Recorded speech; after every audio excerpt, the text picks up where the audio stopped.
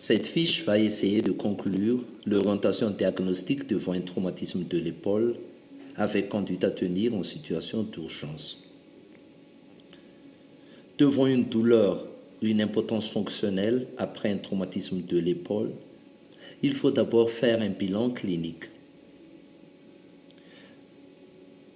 Chez le traumatisé, on va voir l'âge, le côté dominant, la profession, manuelle ou non, et la catégorie sportive.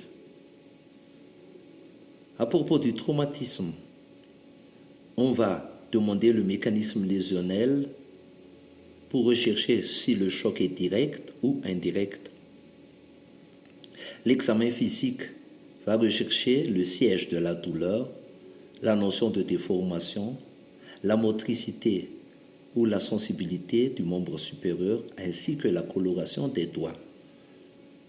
Après cet examen clinique, le bilan radiographique va être guidé par la topographie de la douleur, avec notamment une radiographie épaule de face ou profil axillaire ou profil de scapula, qu'on appelle profil de Lamy, radiographie de la clavicule de face et radiographie pulmonaire de face, ainsi qu'une radiographie du centre acromio-claviculaire de face.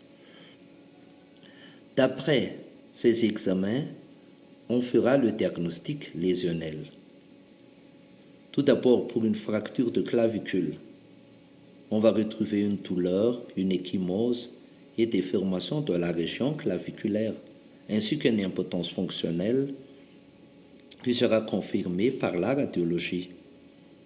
Devant cette fracture de clavicule, la prise en charge sera surtout orthopédique, avec des anneaux pendant 4 semaines s'il y a fracture du tiers moyen,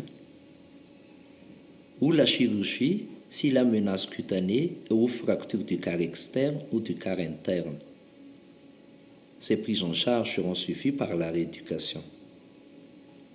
Lors d'une luxation antéro-interne, on recherchera une impotence fonctionnelle totale, un signe de l'épaulette, un coup de hache latéral, la palpation du fixus acromial. Ces examens seront confirmés par la radiologie et on fera aussi la recherche d'une paralysie du nerf axillaire surtout.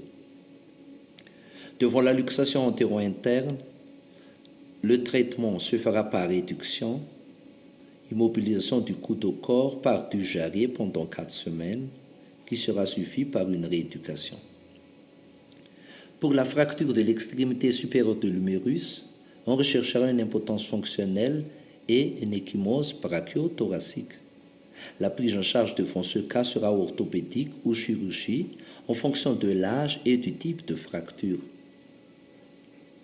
Il y a aussi les pathologies rares comme la fracture de la scapula, la paralysie du plexus brachial ainsi que la luxation postérieure de l'épaule avec rotation latérale impossible.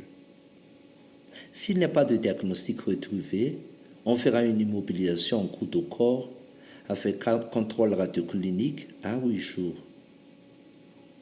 On pourra faire aussi une imagerie par résonance magnétique et ou une arthrotomodensitométrie ou arthroscanner pour rechercher une tendinite, une rupture de la coiffe ou lésion du tendon du long biceps.